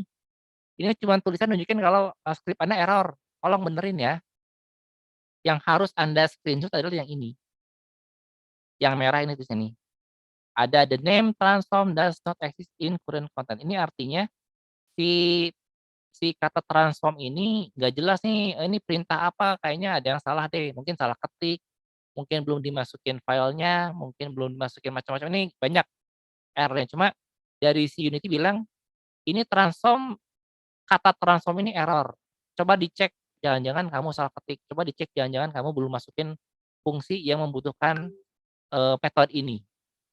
Jadi kalau Anda sudah tahu ini, Anda tinggal cek di bagian sini ada 16.9, 16.9 ini harus dibaca. Makanya saya suka nitip sama teman-teman, programmer, kalau belajar programming harus bisa baca. Jadi di sini jangan cuma kadang-kadang error ditampilin ini, kadang-kadang error tuh Pak merah gitu, kenapa nggak dibaca gitu ya, padahal dibaca aja. Ini error yang pertamanya 14.30 berarti jam 14.30 ini error, jamnya nggak usah dipikirin lah. Terus yang kedua aset helloworld.cs berarti file.cs error, dibuka aja filenya. Berarti ini helloworld.cs ini yang error. Kemudian ini error CS0103 ini adalah kodenya dia, nggak usah dipedulin juga. Cuman ada tulisannya the name transform does not exist in current context. Kemungkinan transform ini yang error. Nah, kalau misalkan Anda bisa ngebenerin, kecenderungannya kan sebetulnya kayak gini ya, Anda bisa, ngebenerin. Tapi kalau misalkan Anda, "Aduh nggak tahu Pak ini errornya apa ya kira-kira, dan saya nggak paham di Unity, terus, belum tahu." Paling gampang di gini teman-teman, di apa namanya, dimatiin dulu. minimal nggak error. Jadi kalau misalkan sudah jalan, berarti Anda tahu script itu memang yang bikin masalah gitu. Anda sudah tahu itu penjahatnya, itu yang harus dibenerin, cuman cara ngebenerinnya gimana nanti Anda bisa ngobrol sama teman-teman yang lain. Ini error satu baris ini nih, aku udah ketemu yang bikin error satu baris ini nih, baris 16. Baris 16 kolom ke-9, bener nggak sih? 16 kolom 9 nih. Ini baris 16 ya, kolom 9. 1, 2, 3, 4, 5, 6, 7, 8, 9 tuh. Huruf T-nya di huruf 9. Berarti ini 16,9. Baris 16 kolom ke-9. Ini adalah baris yang error. Kalau Anda bisa ngebenerin, kayak gini aman. Sorry. Ini ya. Ini untuk masalah error. Jadi teman-teman saya yakin dalam perjalanan nanti teman-teman akan banyak banget menemukan error. Tolong dibaca errornya, terus dicek kira-kira errornya baris keberapa, kolom keberapa, huruf yang mana. Bisa barangkali ada yang salah ketik atau ada yang belum dimasukin, dicoba dulu lah. Karena ini kita mikro kredensial teman-teman, berbeda dengan perkuliahan biasa. Anda ada yang tahu nggak mikro kredensial? Ini saya mau ngelawak lagi, tapi karena sebentar ya, ini karena memang saya harus ngelawak dulu. Mikro kredensial, ada yang open mic dong? Open mic, open mic, open cam. Jadi gini teman-teman, kenapa di mikro kredensial ini kita teman-teman harus banyak belajar sendiri. Karena, nah ini baik Pak, saya sudah siap untuk ketawa. Oke, siap ketawa ya. Ini mau ngelawak nih, sesi ngelawak. Kita mau ketawa dulu. Mikro kredensial. Apa artinya mikro kredensial? Mikro artinya kecil. Kreden artinya keren. Sial artinya sial. Jadi mikro kredensial itu adalah sesuatu yang kecil, keren tapi sial gitu ya. Kenapa bisa begitu? Nah, ini udah belum lucu. Ini baru pembukaan, mikro kredensial. Mikro itu kecil, kreden itu keren, sial itu sial. Mikro karena kecil Anda kuliah cuma 2 bulan, pendek banget kan. Kemudian keren, walaupun cuma 2 bulan, tapi ini keren banget loh, game developer loh, pertama di Indonesia program, jadi ini keren banget. Sial, nah sialnya adalah Anda ketemu dosennya jarang-jarang, Anda ketemu saya jarang. Saya tahu Anda pengen ketemu sama saya setiap hari kan, cuma nggak bisa lah, ini sial bagi Anda gitu maksud saya. Udah itu lucu nggak sih? Tawa aja lah. Kalau lucu nggak, pokoknya ketawa aja. Susah deh soalnya kalau mau ngelucu. Nah gitu. Jadi mikro kredensial itu kalau dalam bahasa resminya nano degree ya. Nano degree itu artinya Anda belajar sendiri dalam waktu yang terbatas. Karena waktu yang terbatas Anda harus belajar mandiri. Makanya butuh bantuan teman-teman yang seangkatan di 148 orang ini di stream ini, tolong saling kerjasama. Jangan yang bisa sendiri, yang nggak bisa ditinggalin gitu, kasihan. Baru intro udah lucu, mantap. Gus, kamu saya kasih like lah. Saya kasih tepuk tangan. Wah, mantap. Lanjut lagi ya, kita kuliah lagi. Tadi sampai mana saya lupa. Nah ini. Nah, permasalahan yang kedua ini yang sering banget terjadi sama teman-teman baru pertama kali mulai adalah kasus nomor 3. Kalau yang errornya adalah kelas sendiri itu nggak masalah. Teman-teman biasanya langsung respon, oh ini kayaknya error nih kelas nomor 1, langsung dibenerin. Yang masalah kalau ini hampir sering saya dapat informasi teman-teman script-nya error, project-nya error ketika download sesuatu di Asset Store. Jadi unit itu kalau ada yang error di dalam kelas tetangga, dia akan ikut error juga. Misalnya gini. Ini tadi si script-nya udah jalan ya, udah muter. Saya coba bikin sebuah script baru nih. Ini misalkan script 2. Script 2 ini kemudian kita kasih error di sini. Misalnya debug titik log titik A. Nah gitu. Jangan dong, jadi benerin ini kenapa dibenerin. Nah gitu. Yang error adalah script 2. Tadi nggak kenapa-kenapa, tapi pada saat jalanin error. Nah di sini biasanya Anda mulai panik biasanya. Pak, tadi kan saya udah bikin project-nya jalan kok, tiba-tiba kenapa error ya gitu. Coba di SS dong kata saya kan. Yang di SS yang ini ya. kadang-kadang saya suka kesal juga. Ini ngapain sih nge-SS yang gini, ini nggak penting di SS, itu konsolnya di SS dong. Konsol, konsol teh yang mana Pak? Aduh konsol yang ini bawah. Oh ini, apa tuh errornya di situ dibaca kan. Skripnya mana yang error, baris 10 kolom 9. Script 2, berarti ini script 2 nih error. Baris 10 kolom 9, yang ini kan error kan. Nama the book does not even exist. Nah, ini biasanya kalau teman-teman habis mendownload sesuatu di Access Store, saya suka nanya, itu apa errornya? Kayak gini bisa dibenerin nggak? Aduh nggak bisa Pak, saya nggak ngerti. Saya nggak download di Access Store, cuma ngambil modelnya doang, 3 dimensinya doang. Saya nggak tahu soal skripnya Pak. Skripnya kebetulan ada di Access Store, ikut ke bawah ke download gitu maksudnya. Jadi gimana ya Pak? Nah, saran saya biasanya kalau kamu cuman butuh aset visualnya doang, dan kebetulan ada script yang bikin error kamu nggak paham, delete aja, delete, aman tuh langsung. Jadi ini solusi yang selalu saya kasih sama mahasiswa. Kalau udah download Asset Store, ada script yang bikin error, itu kan aset tetangga ya, kelas tetangga. Kalau Anda bisa benerin, benerin. Kalau nggak bisa, hapus aja. Nanti otomatis dia jalan lagi ke seperti semula. Nah, ini adalah sesi yang script as behavior, harusnya udah beres nih. Nah, udah. Jadi nanti teman-teman sambil jalan bisa buka di CMS, di CMS ICI.ac.id ya. Saya ada ininya, ada si PPT-nya. Teman-teman bisa cobain namanya ya, instruksi-instruksi kecil di sini.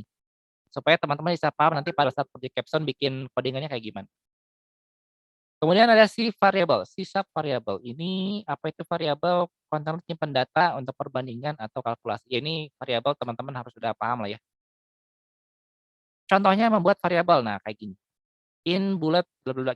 Kita ini aja, kita cobain aja ya. Nah, sorry, ini ada yang menarik juga nih. Kalau teman-teman bingung di dalam sebuah codingan, biasanya Anda nanya ke Google ya. Di Google Anda ketikkan tuh, bagaimana caranya membuat codingan tentang membuat mouse bergerak misalnya. Itu nanti teman-teman dari luar negeri itu akan jawab tuh, akan jawab sama Anda.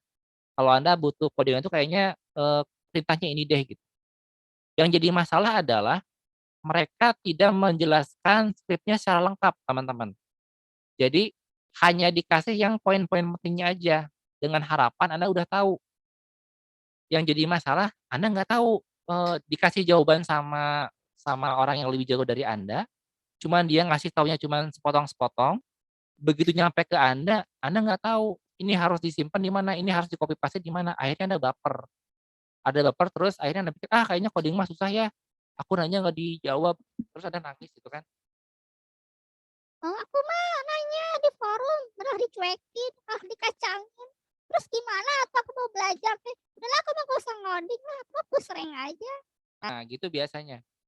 Jadi biasanya gara-gara sering nanya di forum dikacangin, Anda biasanya baper terus nggak mau ngoding lagi karena Anda nggak paham bahwa sebetulnya teman-teman yang ngejawab pertanyaan itu udah ngebantu Anda, cuman mereka ngejawabnya sebagian. Sama seperti kasus ini nih. Contoh buat variabel in bin bulat 0. Ini kan saya nggak ngasih nama kelasnya apa, nama fungsinya apa. Saya cuma ngasih kalau Anda pengen bin variabel ini contohnya. Pertanyaannya, kalau buat yang baru pertama kali ngoding, ini copy paste-nya di mana, Sok? Bingung kan? Kok cuma dikasih gini doang, terus kita ngetiknya di mana? Nah, ini sebetulnya kembali lagi ke yang tadi. Nah, di sini. Makanya saya minta teman-teman apalin ini aja, supaya nggak pusing-pusing. Kalau statement nulis di dalam sini, kalau fungsi di bawahnya, kalau variabel di sini. Jadi teman-teman nanti pada saat di slide ke berapa tadi? Slide ke ini. Bil bulat 0. Jadi kalau saya ketik itu pasti bukan di sini harusnya. Sebenarnya Anda bisa buat di sini sih. Ini buat yang udah paham namanya variabel lokal. Cuman saya nggak ngajarin variabel lokal dulu. Saya maunya kalau ada variabel, Anda bingung, ketiklah di atas. Jadi kita sama semua. Nanti mungkin ada yang udah jago, saya nggak mau Pak di situ Pak, saya pengen ngetik di sini aja, di bawah boleh, atau pengen ngetik di sini boleh juga silakan. Cuman buat yang baru-baru, disamain semua, Anda bikin variabel itu di atas, bil bulat 0. Kita akan coba cek ya, hasilnya gimana. Ini kan ada mana nih. Ini saya geser ke sini ya, rada nggak biasa ya kalau di kanan. Saya, ganti layout-nya seperti ini teman-teman, ini layout yang biasa saya pakai. Karena hierarki sama inspektor tuh harusnya deketan ya, jadi jangan jauh-jauhan, emangnya dia long distance. Saya kecilin dulu. Nah, kayak gitu. Jadi saya sudah ngetikin tadi kode binatang binatang, ini nggak ngelawak, beneran saya salah ngomong. Bil bulat, bilangan bulat maksudnya. In bil bulat 0, kalau saya play, nah kayak gini. Inilah jadinya variabel. Dan teman-teman biasanya bingung, "Pak, ngapain variabel, fungsinya buat apa?" Karena secara visual nggak kelihatan gitu kan. Variabel itu fungsinya buat nyimpan bilangan. Nah, dan saya biasanya kalau untuk yang, angka-angka bilangan bulat ini, saya suka tambahin yang slide ke-14. Apakah variabel Unity bisa dimunculkan di inspektor? Bisa, contohnya nambahin publik di sini. Jadi kita masukin publik, dan ini publik namanya, direktif ya, sebuah keyword untuk membuat si bilangan bulat bisa diakses oleh kelas yang lain. Ini nanti ada materinya khusus di, pemrograman berorientasi objek. Cuman kalau di Unity, praktisnya adalah kalau Anda bikin variabel dikasih publik, nanti akan muncul di inspektor. Nah, kayak gini. Tadi kan nggak ada, coba lihat ya. Kalau publiknya saya ilangin, mana Unity-nya? Nah, kan nggak ada tuh, hello world, script, hello world, nggak ada apa-apa di sini. Tapi kalau misalkan saya kasih publik, nanti di Unity-nya akan muncul sebuah angka di sini. Ada sebuah variabel yang bisa Anda ketik di sini. 100 play. Jadi ini artinya Anda udah bikin sebuah game dan bilangan bulat ininya 100. Variabelnya 100. Ini kalau misalkan cuma gini doang teman-teman, masih nggak kerasa ini fungsinya apa sih si variabel gitu ya. Mungkin saya ganti aja namanya jadi skor. Jadi artinya si variabel ini adalah untuk menyimpan skor. Terus masih belum kerasa juga, coba saya next lagi. Nah ini. Bagaimana caranya variabel Unity bisa dimunculkan nilainya pada scene? Gunakan UI Game Object di Unity dan temukan metode UI Game Object yang pas untuk menampilkan nilai. Nah, contoh yang pertama adalah teks. Kita akan bikin teks, artinya kita akan menampilkan skor di dalam Unity. Nah ini kalau cuma gini doang kan nggak puguh ya. Ini ada sebuah game, ada skornya 0. Terus ngapain? Nggak kelihatan juga di sini. Nggak kelihatan gitu. Jadi kita akan bikin pakai kanvas di sini teman-teman. Ada UI, kanvas, kanvas. Kanvasnya ini sebaiknya disamakan resolusinya dengan resolusi komputer Anda. Misalnya kalau resolusi komputer saya itu scale with screen size ya. Ini 1920 1080. Kemudian ini match-nya adalah setengah-tengah, jadi 0,5 supaya nanti dia pada saat dipindahin ke resolusi komputer yang lain yang lebih kecil, agak mengecil tidak terlalu berantakan si layout-nya. Di sininya juga sama, di sini ada free aspect, teman-teman bisa ditambahin full HD 1920 1080. Nah, kayak gini. Hasilnya kayak gini. Jadi bagaimana caranya agar tadi pertanyaannya apa ya? Bagaimana caranya variabel Unity bisa dimunculkan nilainya pada scene? Gunakan UI Game Object dan temukan metode. Oke, kita akan gunakan apa nih? Teks. Kita akan bikin teks, UI teks namanya. Kemudian ini saya kasih berapa ya, 50 biar besar gitu. 2 dimensi, saya kasih. Nah ini kurang gede ya, nggak apa-apa. Ini skor lah, skor. Ininya saya kasih 200. Salah. Nah gini. Oke, jadi di sini ada skor. Nilainya nanti harapannya pada saat kita play, ini si skor ini isinya adalah angka yang tadi, yang di-skor, ya. Kita akan coba pakai tadi script yang di sini udah ada tuh, using Unity Engine UI. Nah ini kalau Anda perhatikan juga kan, saya tidak memberikan apa ya, tidak memberikan, instruksi yang jelas sebetulnya ini masangnya di mana gitu kan. Using Unity Engine, ini di copy-nya di mana copy paste-nya? Kan nggak ada, cuman kalau teman-teman lihat di bagian polanya ada using tuh daerah atas biasanya. Jadi kemungkinan kita pasang di sini. Using Unity Engine, terus ada teks penampil var. Nah, ini kan variabel nih, string isi var, hello world juga sama variabel. Kita pasang di sini aja. Ini teks apa tadi? Penampil var. Penampil var. Terus ini kan ada string ya, ada string hello world, tapi kita bukan string sih. Kita pengennya yang integer mana ya? Oh nggak ada, nggak apa-apa lah yang ini aja deh. Public in store ya. Terus, nah ini penampil var sama dengan get komponen text isi var. Oh kita samain dulu ya, kita samain dulu dengan ini deh, kita samain dulu dengan contohnya, biar nggak pusing. String isi var sama dengan hello world. Kemudian ininya di sini penampil var sama dengan get komponen text, kemudian text text sama dengan isi var. Ya.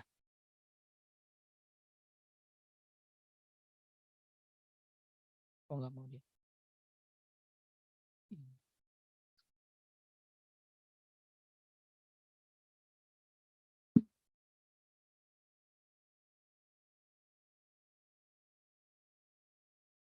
Komponen.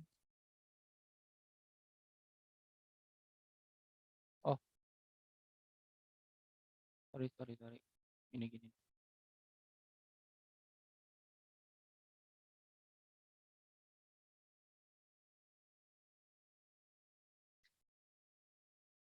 Bentar.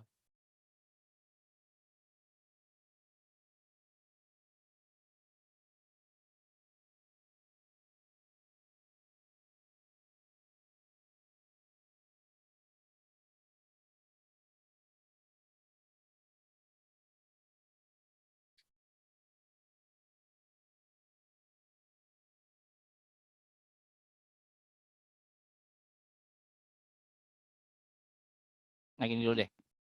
Ini adalah ceritanya adalah get komponen text sama isi var. Ini kalau kita play, ini kan si scriptnya dipasang di mana nih? Scriptnya kita pasang di hello world ya. Hello world, kemudian kita play. Harusnya kan si angka ini, si angka 0 ini kan harusnya pindah ke tulisan skor. Tapi ini tidak terjadi gitu. Karena di sini error. Karena dia tidak berhasil menemukan komponen teksnya nggak ada. Nah, di sini mulai ada masalah ketika Anda memasangkan script-nya. Artinya script hello world ini jangan dipasang di kubus karena mungkin salah. Coba saya pasang script-nya ini ke tempat yang lain. Misalnya saya pasang ke sini ya, ke teks.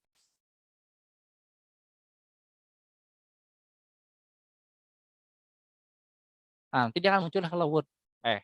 Hello yang tadi.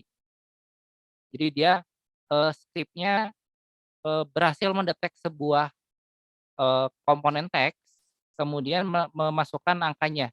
Ini sebetulnya kalau yang hampir sebagian besar kalau Unity ya, kalau bikin codingan tuh polanya begini gitu. Jadi script-nya harus dipasang di sebuah komponen yang tepat.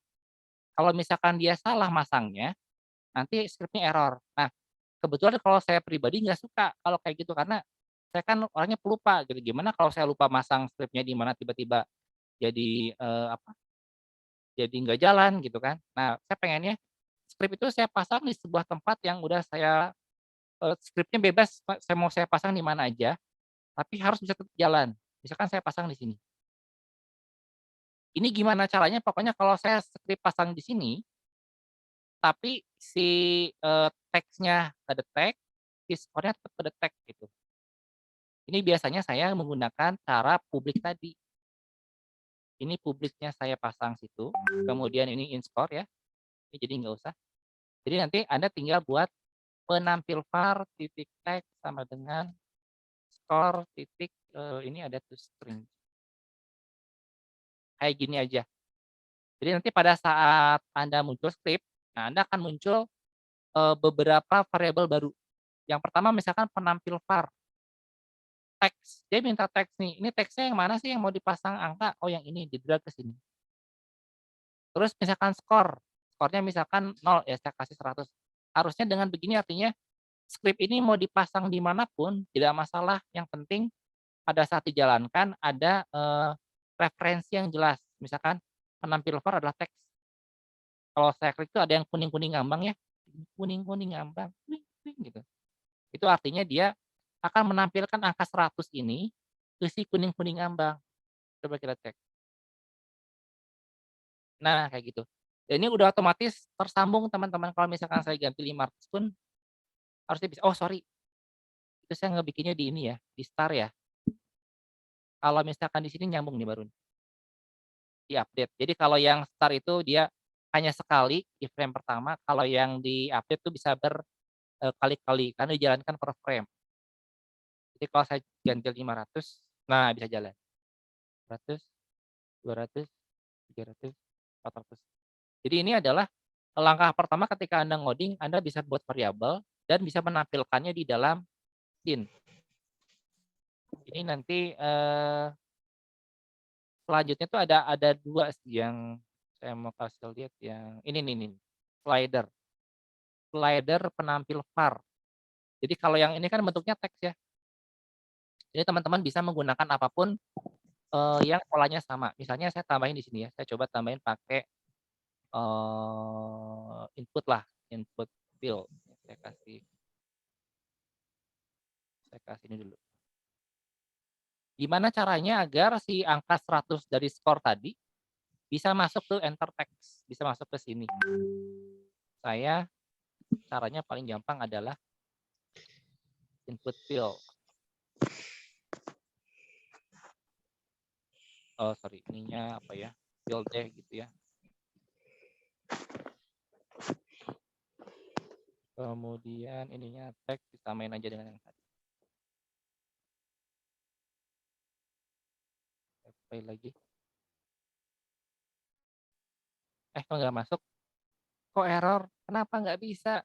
Karena pada saat Anda membuat sebuah variabel publik, biasanya kesalahan terbesarnya adalah buru-buru biasanya kan. Udah bikin variabel baru publik, buru-buru, ininya masih kosong. Belum dimasukin biasanya. Terus permasalahan lagi di unit itu ada ini, ada proses kalau Anda melakukan editing pada saat Unity-nya nyala, nanti settingannya akan balik lagi ke semula. Misalnya gini, ini kan kosong nih Unity-nya. Kalau Anda lihat di konsol juga error tuh, 99 error karena dia berusaha masukin angka 100, cuman si inputnya nggak ada gitu. Ini harus di-drag dulu, di-drag. Baru muncul 100. Yang jadi masalah ketika udah di-drag, ini kan udah berhasil nih, Anda udah berhasil membuat settingan ini. Ketika di close, ini hilang lagi. Jadi usahakan ketika Anda melakukan setting, itu settingannya ada dilakukan pada saat Unity tidak nyala. Nah, terus terakhir tadi kita pakai yang satu lagi apa ya tadi ya? Slider. Nah, sebelum masuk ke slider dulu. Terakhir kita akan menggunakan ini UI slider. Ini juga saya gedein. UI slider. Ini mungkin saya ganti, ini saya matiin. Kemudian slider ini punya nilai maksimal ya, kasih 100. Kemudian udah gitu doang. Untuk scriptnya sama dengan yang ini. Slider penampil. Slider.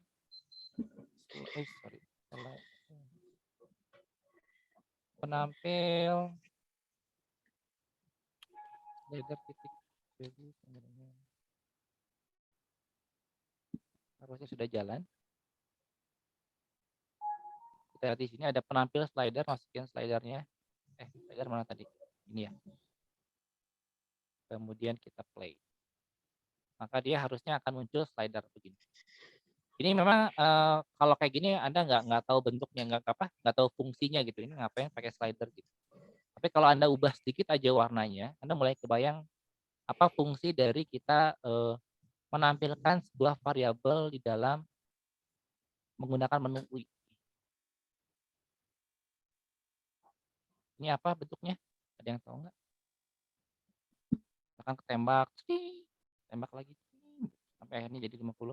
Ini bisa jadi health point. Ini bisa menggunakan teks, bisa menggunakan slide. Itu teman-teman, ini adalah gambaran singkat dari bagaimana cara Anda berinteraksi dengan script Unity ya, dengan apa namanya. Nanti saya coba lengkapi si PPT-nya. Intinya step by step dari pembuatan script-nya itu nanti akan saya berikan 2. Pertama dari sisi PPT, yang keduanya dari video pembelajaran untuk project-nya. Sama yang ini juga, ini kan kita udah saya rekam ya. Nanti juga akan kita share juga ke grup supaya Anda bisa melihat lagi kira-kira si materinya kira-kira codingnya sampai di mana gitu. Supaya nanti teman-teman, terutama teman-teman yang baru pertama kali coding dan bukan dari computer science, si apa namanya background-nya bisa mengikuti lah. Kurang lebih seperti itu untuk yang pertemuan hari ini ya. Nanti besok kita akan mulai dari dari project predefined project-nya. Itu teman-teman, sebentar. Ya, ada yang mau ditanyakan dulu nggak kalau begitu? Ketika orang lain error dan disitu dikasih keterangan jelas, maka modulkan harus diaktifkan agar bisa menerawang errornya. Benar banget memang. Betul. Apa? Ada yang nanya nggak? Oh, nggak ada ya.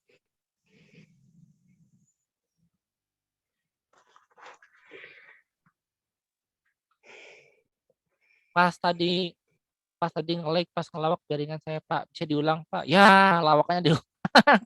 Capek ngelawak, udah ketawa aja nih. Oh, ketawa udah. Kalau nggak cara bikin orang ketawa tapi nggak ngelawak ada dengan ketawa. Nanti dia ketawa sendiri. Udah, kalau nggak ketawa juga nggak apa-apa. Udah mungkin teman-teman itu dulu untuk pertemuan kita hari ini ya. Nanti kita ketemu lagi besok dan kita akan mulai menggunakan predefined project. Unity bisa dibikin pakai visual scripting Pak, bisa. Namanya adalah Bolt. Cuman saya belum belajar juga ya, belum sempat ngedownload. Tapi kemungkinan akan ada sesi khusus lah kalau yang bikin Bolt ya. Karena Bolt itu sama seperti Unity Game Engine. Seperti Unreal, sorry. Itu tuh ada yang angkat tangan, nanya maksudnya. Nurhami, Christian, Yusri, Il, Asrul, Aulia, Nurtamni. Absennya gimana? Oh iya, absennya gimana? Kan ada tadi absen perasaan. Bentar. Coba saya cari dulu ya. Absennya ada di situ. Di mana ya? Nanjak weh. Chattingnya banyak banget. Ini. Oh enggak ada deh. Absennya saya bingung. Aryo, masih ada nggak Aryo? Oh itu ada absen. Nah, alhamdulillah. Terima kasih. Ada Yusri Ramadhani. Yusri Ramadhani itu nama panggilannya Nanda. Aduh. Oh pantun. Siap.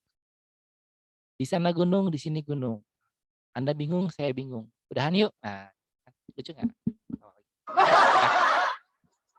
Baiklah, kalau begitu terima kasih banyak teman-teman semuanya. Sampai ketemu lagi besok di jam 9.20 ya. Kita akan mulai sesi coding dengan menggunakan predefined project. Terima kasih banyak. Assalamualaikum warahmatullahi wabarakatuh. Waalaikumsalam warahmatullahi wabarakatuh. Terima kasih banyak Pak. Waalaikumsalam warahmatullahi wabarakatuh. Terima kasih Pak. Terima kasih Pak. Waalaikumsalam warahmatullahi wabarakatuh. Waalaikumsalam.